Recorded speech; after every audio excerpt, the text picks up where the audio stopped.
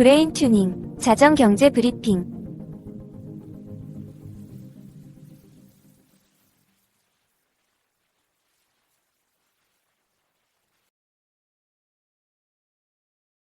안녕하세요, 청취자 여러분. 이슈 포커스 시간입니다. 네, 안녕하세요. 오늘은 증시보다 훨씬 더 중요한 이야기를 먼저 다뤄야 할 것 같습니다. 쿠팡 개인정보 유출 사건을 둘러싼 한국 정부의 제재 논의가 단순한 국내 문제를 넘어서 13년 전 우리가 스스로 발목을 잡았던 한미 자유무역협정, 한미 FTA의 독소 조항이 현실화될 수 있는 중대한 기로에 서 있습니다. 쿠팡 사건이 한미 FTA와 무슨 관련이 있나요? 이게 바로 핵심입니다. 많은 분들이 쿠팡을 한국 기업으로 알고 계시지만 법적으로 쿠팡은 미국 기업입니다. 정확히는 미국 델라웨어주에 등록된 미국 법인이고 2021년에 뉴욕 증권거래소에 상장된 미국 상장사입니다. 그럼 쿠팡의 정확한 법적 지위부터 설명해 주시죠.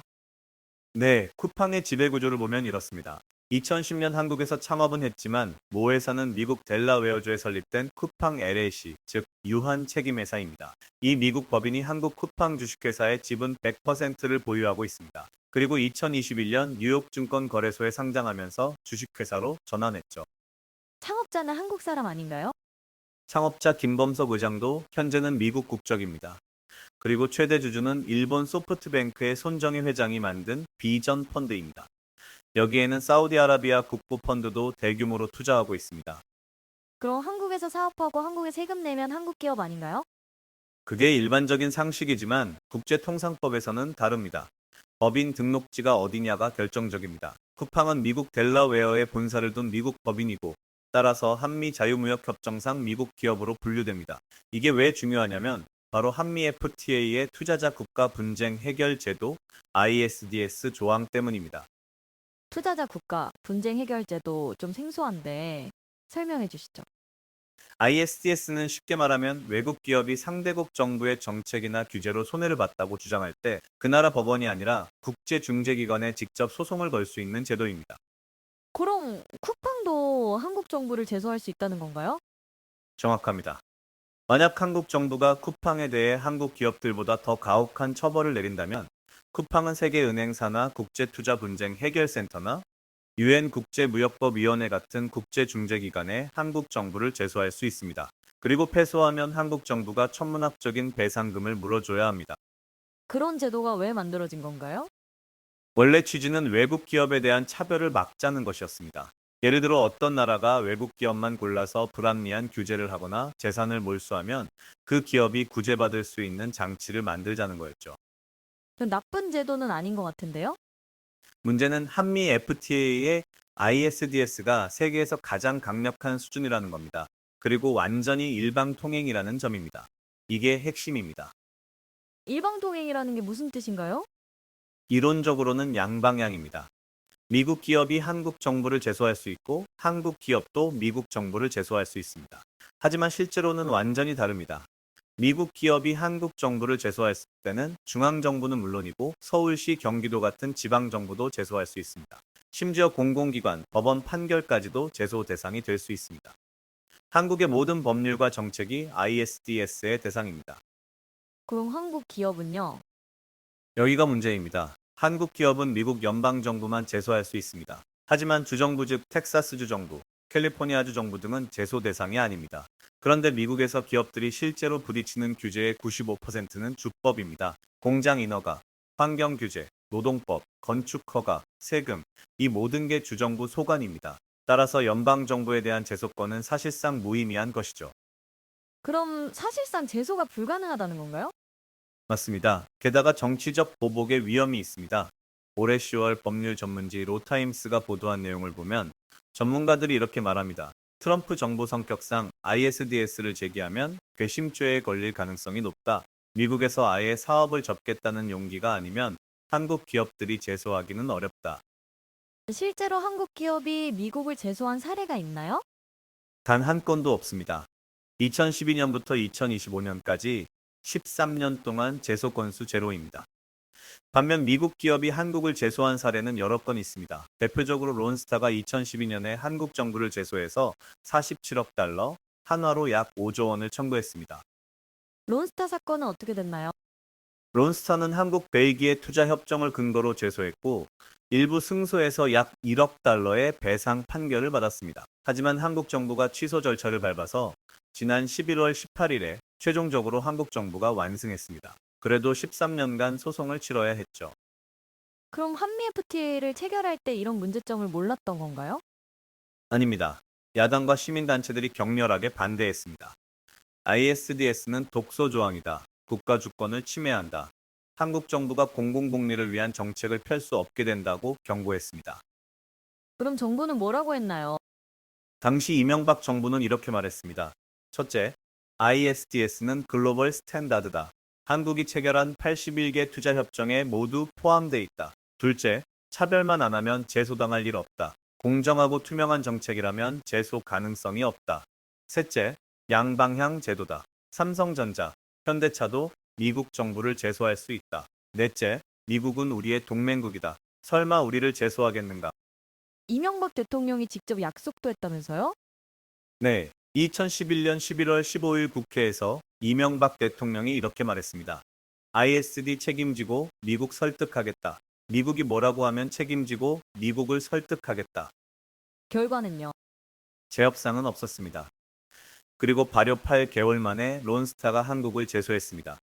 제소당할 일 없다던 약속은 1년도 안 돼서 깨졌습니다. 노무현 정부 때 시작된 거 아닌가요? 맞습니다. 2006년부터 2007년까지 노무현 정부가 협상해서 ISDS 조항을 포함시켰습니다. 그리고 이명박 정부가 2010년 재협상에서도 그대로 유지했고 2012년 3월 15일 발효시켰습니다.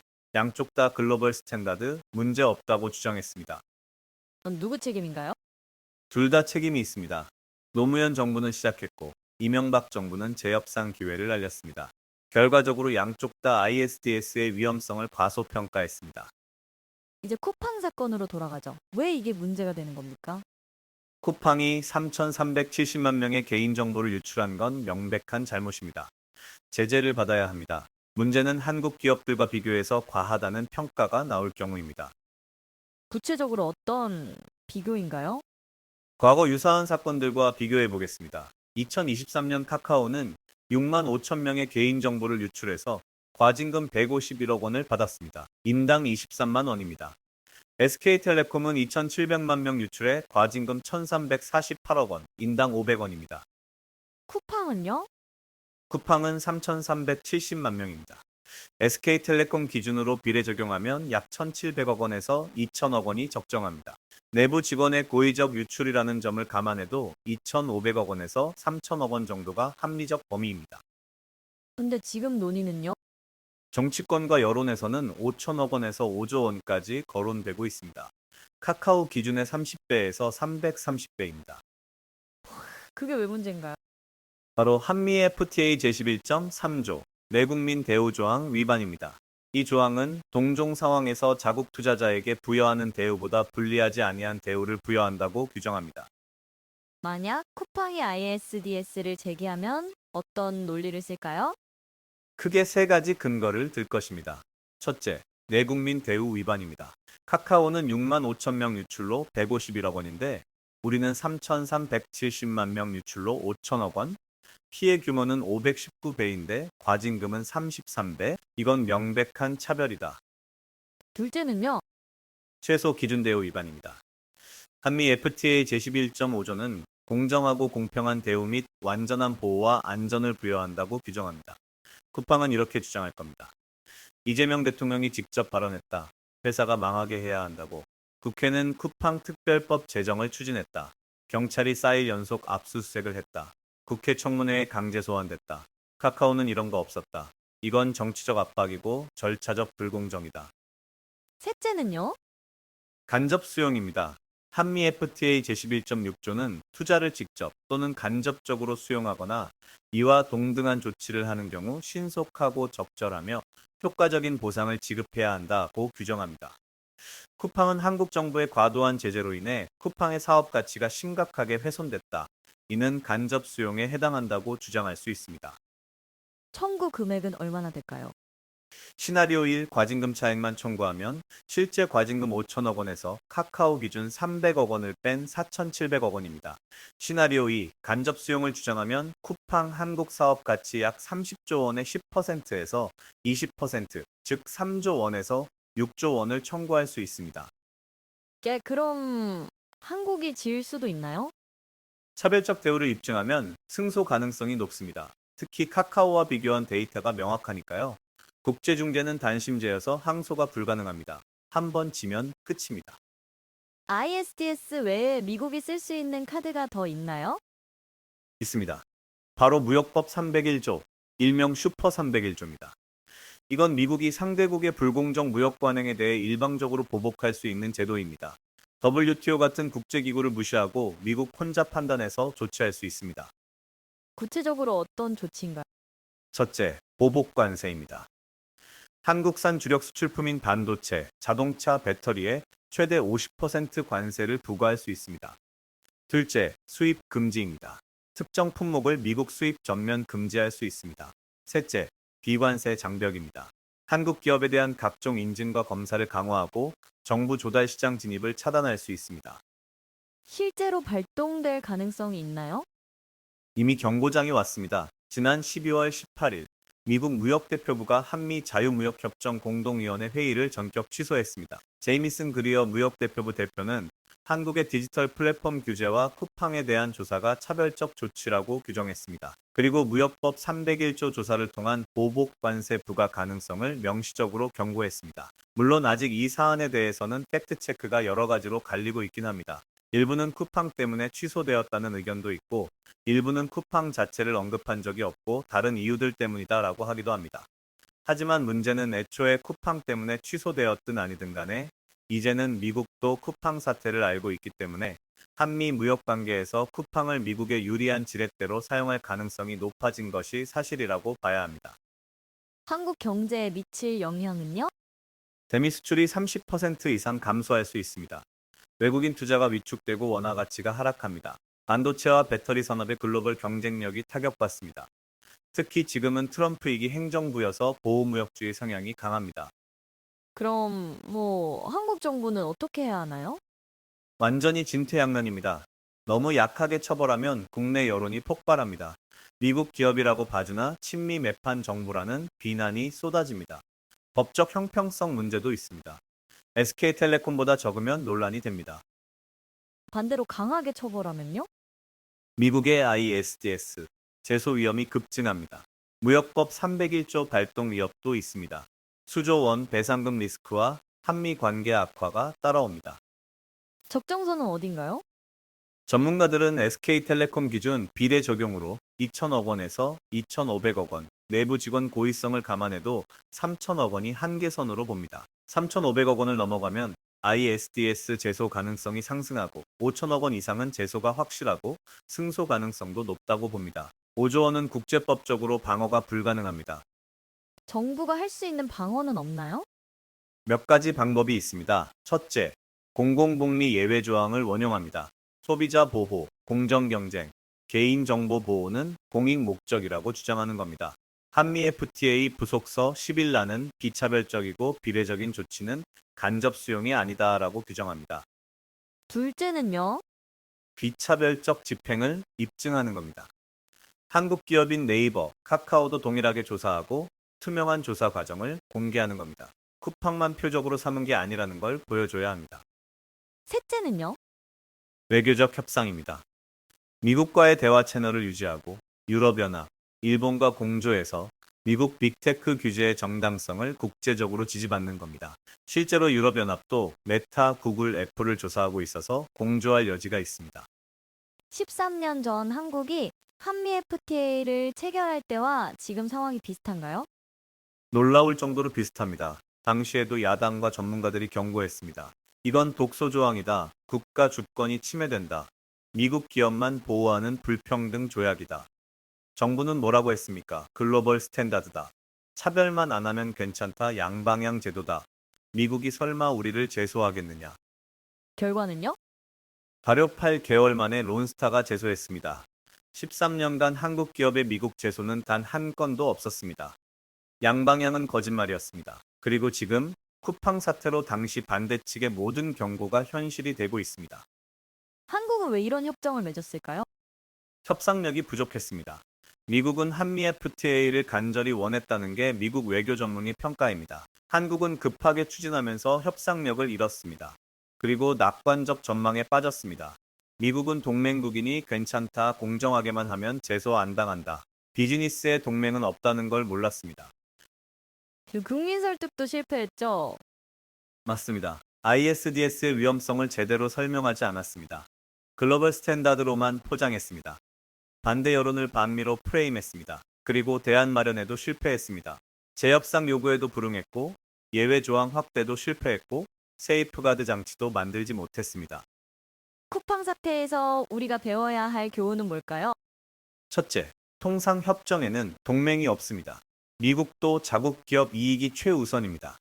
정치와 경제는 별개입니다. 동맹이라고 해서 바가지를 씌워주는 법은 없습니다. 둘째는요? 글로벌 스탠다드는 만능이 아닙니다. 각국 사정에 맞는 맞춤형 협상이 필요합니다. 일방적 수용은 독입니다. 실제로 유럽연합은 2019년에 미국과 ISDS 재협상에 성공했습니다. 한국은 기회를 놓쳤습니다. 셋째는요?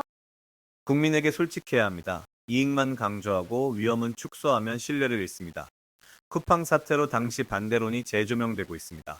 정부가 국민을 속였다는 비난이 나오고 있습니다. 넷째는요? 재협상 카드를 함부로 포기하면 안 됩니다. 재협상 없다고 선언하는 순간 협상력을 잃습니다. 지금은 손쓸 방법이 거의 없습니다.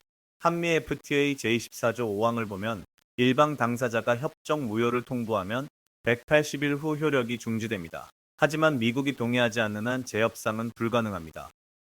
쿠팡 사태, 한국 정부는 지금 당장 뭘 해야 할까요? 첫째, 철저한 형평성을 유지해야 합니다. 카카오 6만 5천 명에 151억 원, SK텔레콤 2,700만 명에 1,348억 원. 이 기준으로 쿠팡 3,370만 명은 2천억 원에서 3천억 원이 합리적 범위입니다. 3천억 원을 초과하면 ISDS 위험이 급증합니다. 둘째는요? 절차적 정당성을 확보해야 합니다. 민관 합동조사를 객관적으로 진행하고 법정 절차를 엄수하고 과징금 산정 근거를 투명하게 공개해야 합니다. 그리고 하지 말아야 할 것들이 있습니다. 정치적 발언 자제, 쿠팡 특별법 같은 표적 입법 금지, 언론 플레이 자제입니다. 셋째는요? 국제 선례를 참고해야 합니다. 유럽연합의 구글 제재는 69억 유로, 약 10조 원이었지만 이건 반복적 반독점법 위반으로 10년 이상 누적된 겁니다. 미국의 페이스북 제재는 50억 달러, 약 7조 원이었지만 이것도 FTC와의 합의 위반으로 단연간 반복된 겁니다. 쿠팡은 첫 대규모 유출 사건이고 단일 사건입니다. 유럽연합이나 미국 수준의 과징금을 부과하면 비례성 원칙 위반 가능성이 있습니다. 넷째는요? 미국과의 외교적 소통을 강화해야 합니다. 지난 12월 18일 공동위원회 회의가 취소된 건 매우 심각한 신호입니다. 대화 채널을 복원해야 합니다. 그리고 유럽연합, 일본과 공조해서 플랫폼 규제의 정당성을 국제사회에 알려야 합니다. 쿠팡 사태가 한국 경제에 주는 더 큰 시사점은 뭘까요? 한국은 지금 글로벌 통상 질서의 급격한 변화 한복판에 있습니다. 트럼프 위기 행정부의 보호무역주의, 미국과 중국의 패권 경쟁, 공급망 재편, 이 모든 게 한국에 불리하게 작용하고 있습니다. 구체적으로요? 한국은 대외 의존도가 높은 경제입니다. 수출이 GDP의 40%가 넘습니다. 미국과 중국을 동시에 상대해야 합니다. 그런데 미국은 한미 FTA를 무기로 압박하고 중국은 사드 보복처럼 경제 제재를 합니다. 한국은 중간에서 줄타기를 해야 하는데 그 줄이 점점 가늘어지고 있습니다. 해법은 없나요? 장기적으로는 통상 전략을 재정비해야 합니다. 첫째, 한미 FTA 재협상을 시도해야 합니다. 유럽연합처럼 ISDS 조항을 수정하거나 최소한 주정부 제소 권한을 한국 기업에도 부여해야 합니다. 둘째, 통상 분쟁 대응 능력을 강화해야 합니다. ISDS 전문 변호사를 양성하고 국제 중재 경험을 쌓아야 합니다. 셋째는요? 경제 다변화입니다. 미국과 중국에 대한 의존도를 낮춰야 합니다. 아세안, 인도, 유럽, 중동, 아프리카로 시장을 확대해야 합니다. 그리고 내수 시장도 키워야 합니다. 수출만 의존하면 외부 충격에 너무 취약합니다. 물론 이미 오래된 주장이지만 현실화하기 쉽지 않습니다. 내수를 강화하려면 인구가 최소한 1억은 넘어야 하는데 지금 우리는 인구 감소의 문제를 겪고 있고 수출 다변화라는 게 말처럼 쉽지 않습니다. 큰 시장인 중국과 미국을 대상으로 수출 규모를 확대하는 것이 효과적이고 효율적인 것만은 사실이니까요. 하지만 여전히 우리는 다변화의 노력이 필요한 게 사실입니다. 넷째는요? 기술 자립입니다. 반도체, 배터리, 자동차의 핵심 기술을 확보해야 합니다. 소재, 부품, 장비의 국산화율을 높여야 합니다. 미국이나 중국이 공급망을 무기화할 때 대응할 수 있어야 합니다. 오늘 쿠팡 사태와 한미 FTA 문제를 깊이 다뤘는데요. 마지막으로 청취자분들께 한 말씀 해주시죠.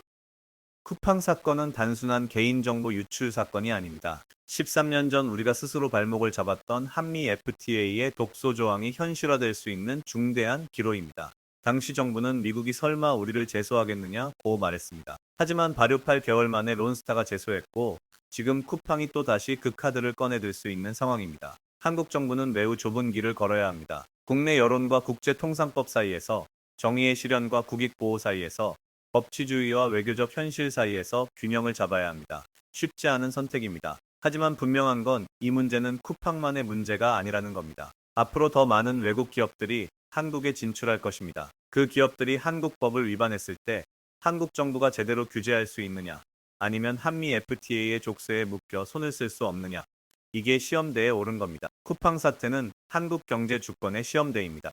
청취자 여러분도 이 문제를 주목해 주시기 바랍니다. 우리가 모르는 사이에 13년 전 맺은 조약이 지금 우리의 발목을 잡고 있습니다. 동맹국이니까 괜찮다는 아니란 생각이 얼마나 위험한지 우리는 지금 배우고 있습니다. 네, 오늘도 좋은 분석 감사드립니다. 청취자 여러분, 내일도 자정 경제 브리핑에서 만나 뵙겠습니다. 좋은 밤 되세요. 네, 좋은 밤 되세요. 오늘도 브레인 튜닝과 함께 해주셔서 감사합니다. 자정 경제 브리핑. 내일도 검증된 데이터로 다시 돌아오겠습니다.